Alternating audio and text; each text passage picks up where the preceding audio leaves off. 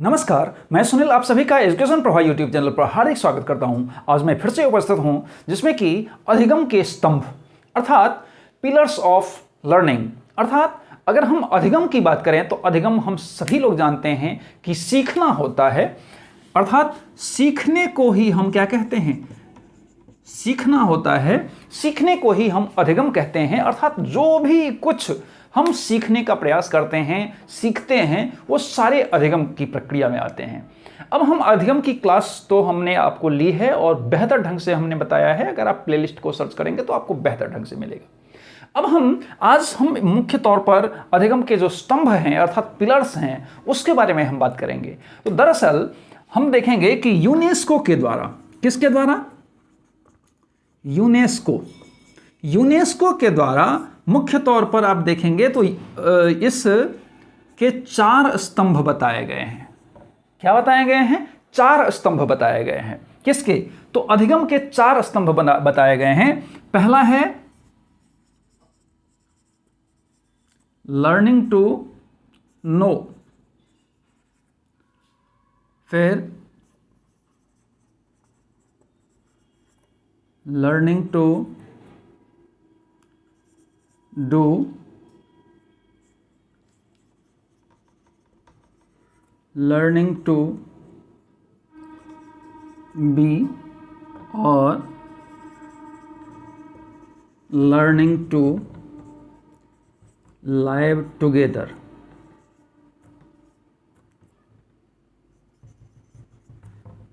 अर्थात इसको हम हिंदी में भी लिख देते हैं जानकारी के लिए सीखना,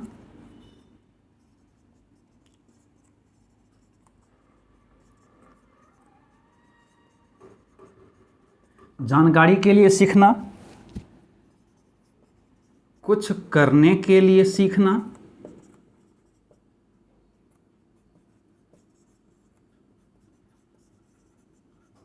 फिर लर्निंग टू बी अर्थात कुछ बनने के लिए सीखना,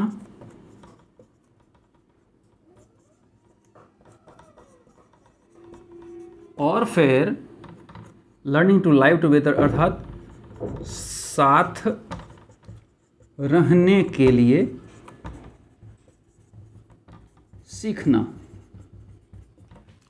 ये यूनेस्को के द्वारा फॉर्मूला दिया गया है। लर्निंग के जो 4 पिलर दिया गया है, स्तंभ दिए गए हैं, वो learning to know, learning to do, learning to be and learning to live together. अब हम इसकी अगर व्याख्या करेंगे तो हम 2-3 प्रकार से हम व्याख्या करने की कोशिश करेंगे ताकि आपको बेहतर से बेहतर समझ में आए। अब हम जानकारी के लिए सीखना। दरअसल हम जानकारी के लिए कोई भी चीज़ों की जानकारी अर्थात हम अगर ऐसा कहेंगे कि विश्व की जटिलताओं या जीवन की जटिलताओं को सुलझाने के दृष्टिकोण से हम क्या करते हैं? सीखने का प्रयत्न करते हैं। तो जब हम किसी भी कठिनाइयों से हम 2-4 होने के लिए अर्थात जब हम जटिलताओं का समाधान करने के लिए कुछ करते हैं या सीखते हैं तो वो क्या होता है? तो जानकारी के लिए सीखना। अर्थात हम किसी भी चीज़ों को जानकारी के लिए सीखना चाहते हैं कि हमें भी पता हो, इन चीज़ों के लिए भी पता हो। तो हर एक चीज़ों की जब हम जानकारी इकट्ठा करना चाहते हैं तो हम निश्चित तौर पर हम क्या करते हैं? किसी भी कठिनाइयों से लड़ने में सक्षम हो जाते हैं। फिर कुछ करने के लिए सीखना, लर्निंग टू डू अर्थात कुछ करने के लिए मतलब ये है कि जब हम कोई भी चीज़ करने के लिए जाते हैं, कोई भी चीज़ जब हम करने के लिए जाते हैं तो क्या होता है? तो मुख्य तौर पर अगर हम वैश्विक अर्थव्यवस्था के साथ अगर हम ठोस कदम उठाना चाहें कि वैश्विक अर्थव्यवस्था में भी मेरा क्या हो, तो कुछ ना कुछ योगदान हो, कुछ ना कुछ सहयोग हो, या फिर हम अपने राज्य के लिए, हम अपने ज़िले के लिए, हम अपने गांव के लिए, हम अपने परिवार के लिए कुछ कर पाएँ, तो वो लर्निंग टू डू अर्थात हम उसके लिए कुछ कर पाएँ तो निश्चित तौर पर क्या होगा? कुछ करने के लिए। तो हम कुछ करने के लिए, हम अपने अर्थव्यवस्था में योगदान देने के लिए या किसी भी चीज़ के लिए कुछ जब हम करने के लिए सीखना चाहते हैं तो वो लर्निंग टू डू होता है। फिर कुछ बनने के लिए सीखना।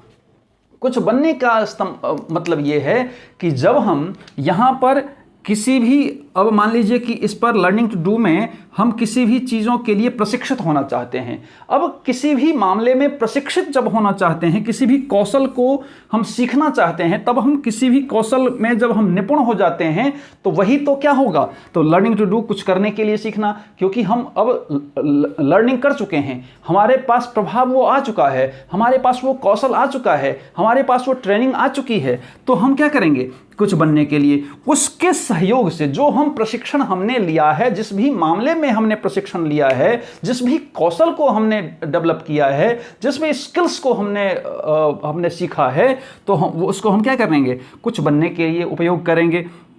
अर्थात अपने लिए, अपने बड़ों के लिए, अपने परिवार के लिए, अपने समाज के लिए, अपने राष्ट्र के लिए, अपने राज्य के लिए, विश्व के लिए कुछ क्या करना है, कुछ बनना, कुछ सहयोग करने के लिए हम यहाँ पर काम करते हैं। फिर साथ रहने के लिए, अब हम सारा कुछ कर लिए हैं तो हम क्या करेंगे, तो सभी लोग हमारे साथ रहें, हम इकट्ठा रहें, हम में मतभेद ना हो, हम में वैर की दृष्टिकोण से हम ना हो, हम एकदम से सामाजिक जो समता होती है हम उसमें अपना योगदान दें, हम अपने समाज में उसका योगदान दें, हम अपने जीवन में उसका योगदान दें, हम अपने परिवार के लिए उसका योगदान दें। ये तो एक तरीका हो गया। अब दूसरा तरीका आप समझिए कि जानकारी के लिए सीखना। कोई भी चीज़ जब हम ऐसे करते हैं तो हम जानकारी इकट्ठा करने के लिए, आप मान लीजिए कि आप मोबाइल देख रहे हैं, कुछ स्लाइड आपके पास आ गई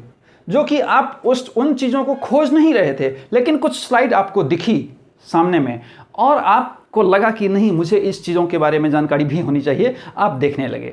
तो वो क्या था, जानकारी के लिए सीखना, सिर्फ जानकारी के लिए। मतलब आपका कई बार ऐसा होता है कि हम उन चीज़ों को जानने के लिए सीखते हैं, कई बार इत्तेफाक भी होता है। तो ये सब सारी जानकारी के लिए हम सब सीखना चाहते हैं। फिर हम कुछ करने के लिए, अब एक हमारा ये होता है कि हम कुछ करना चाहते हैं, उसके प्रति जो हम कुछ करना चाहते हैं तो उसके लिए हम ट्रेनिंग, जैसे मान लीजिए अगर शिक्षक बनना है, तो शिक्षक बनना है तो हम क्या करेंगे, पहले हम जानकारी इकट्ठा करेंगे कि शिक्षक बनने के लिए क्या क्या ज़रूरत पड़ती है। तो हम ये कहेंगे ग्रेजुएशन करना है, पोस्ट ग्रेजुएशन करना है, बीएड भी करना है, फिर टीटी पास भी करनी है, सीटीटी पास भी करनी है, वगैरह वगैरह। तो ये हम जानकारी इकट्ठा कर लिए। फिर हम क्या यहाँ पर, तो कुछ करने के लिए सीखना। अब हमें उसके लिए, क्योंकि हम ग्रेजुएट हो चुके हैं, तो हमें क्या करना है, तो उसका प्रशिक्षण तो लेना है शिक्षक बनने के लिए। तो हम शिक्षक बनने के लिए प्रशिक्षण ले लेते हैं यहाँ पर।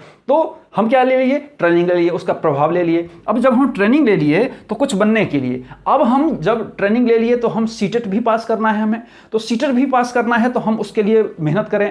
तो अब मेहनत जब किए तो क्योंकि अब हमें कुछ बनना है, क्योंकि अब हमें शिक्षक भर्ती परीक्षा में उत्तीर्ण भी होना है, तो हम क्या करेंगे, उसमें कुछ बनने के लिए जब हम एक गोल का निर्माण कर लेते हैं, एक विशेष गोल का निर्माण कर लेते हैं, और हमारा एक प्रकार से वो अर्जुन की जो आँख, मतलब अर्जुन जो चिड़िया की आँख थी, उस पर केवल अपने तीर का निशाना जिस प्रकार से वो लगा रहे थे, ठीक उसी प्रकार से हमारा निशाना क्या होता है, अपने लक्ष्य के प्रति होता है। तो जब हमारे लक्ष्य के प्रति अपना निशाना होता है तो हम क्या करते हैं, उसके प्रति हम बहुत ज़्यादा आकर्षित भी होते हैं, उसके लिए सब कुछ कर गुजरने के लिए तत्पर भी होते हैं। तो हम क्या किए, सीटेट के लिए भी कर लिए, या फिर आप ऐसा कह सकते हैं कि उसके लिए भर्ती परीक्षा के लिए दिन रात एक कर दिए।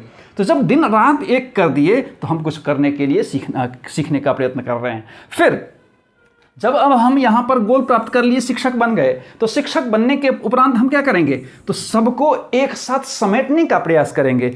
अब शिक्षक का दायित्व क्या होता है, एक समग्र विकास करना, तो सबको साथ लेकर के चलना। तो अब हम अपने समाज के लिए भी दायित्ववान हो चुके हैं, क्योंकि पहले हम एक आम नागरिक थे, अब हम एक शिक्षक बन चुके हैं। तो अब हम एक शिक्षक बन चुके हैं तो शिक्षक का एक दायित्व होता है कि वो सबका विकास करे, सबका जो जिनके पास फी नहीं है उनका भी विकास करे। अगर मान लीजिए कि हम आप सभी को बिल्कुल फ्री ऑफ कॉस्ट, जबकि आप कई YouTube चैनल को देखेंगे तो वो पेड अपना बैच चलाते हैं, अलग अलग प्रकार के बैच चलाते हैं, कई हजार रुपए आपसे फी लिया जाता है। लेकिन मैंने चूंकि एक शिक्षक होने के नाते मैंने सोचा कि नहीं, ऐसे भी बहुत सारे छात्र हैं जो कि वो पे नहीं कर सकते हैं, और पे नहीं करने की स्थिति में ऐसे मैंने कई बार देखा है जो कि फॉर्म भरने तक के लिए कई बच्चों के पास पैसे नहीं होते हैं।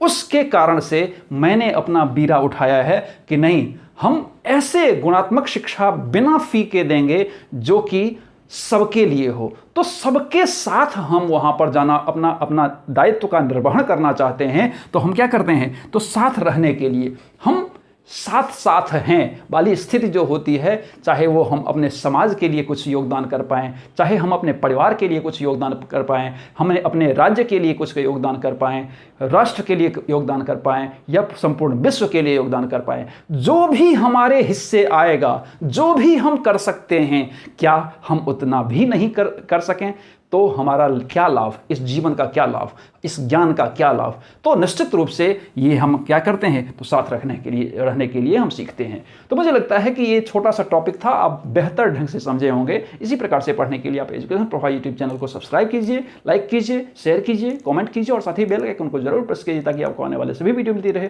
धन्यवाद।